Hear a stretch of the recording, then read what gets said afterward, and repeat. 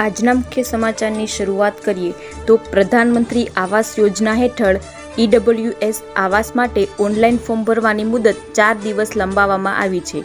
આવાસ મેળવવા માટે 17 મે સુધી ઓનલાઈન અરજી કરી શકાશે। 4 દિવસ સર્વર ડાઉન રહેતા લોકોને ફોર્મ ભરવામાં મુશ્કેલી પડી હતી। જો કે તેમાં ફોર્મ ભર્યાના થોડા સમય બાદ સરકાર દ્વારા નિયમ અનુસાર ડ્રો કરવામાં આવે છે, જેનો નંબર લાગે એમને આવાસ એલોટ કરવામાં આવે છે। બીજા મુખ્ય સમાચારની વાત કરીએ તો વરસાદથી કેરી અને પપૈયાના પાકને નુકસાન। ગઈકાલે ગુજરાતના અનેક સ્થળે કમોસમી વરસાદ વરસ્યો હતો, જેમાં ખેડૂતોના પાકને ભારે નુકસાન પહોંચ્યું છે।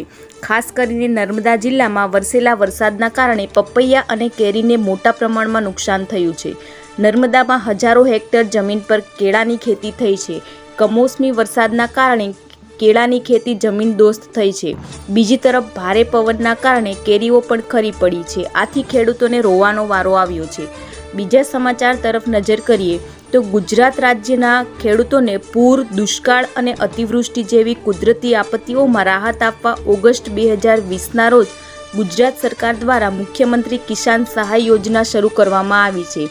ગુજરાત કિસાન સહાય યોજના અંતર્ગત રાજ્ય સરકાર દ્વારા ખેડૂતને મહત્તમ 4 હેક્ટર માટે કૃષિ પેદાશોના નુકસાનમાં 33% થી 60% નુકસાન વળતર આપશે।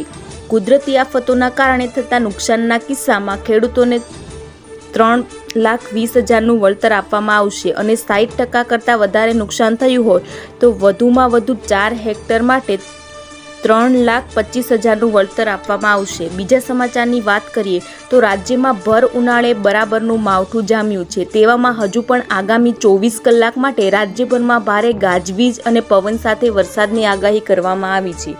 હવામાન વિભાગે આખા રાજ્યમાં વીજળી અને વરસાદનું યલો એલર્ટ આપ્યું છે। તો આ તરફ સૌરાષ્ટ્ર અને દક્ષિણ ગુજરાત માથે 2 દિવસની ઘાત છે। બંને વિસ્તારમાં આગામી 2 દિવસ સુધી ભારે પવન, ગાજવીજ અને આંધી સાથે વરસાદનું અનુમાન છે। બંને જગ્યાએ 2 દિવસનું યલો એલર્ટ જાહેર કરવામાં આવ્યું છે।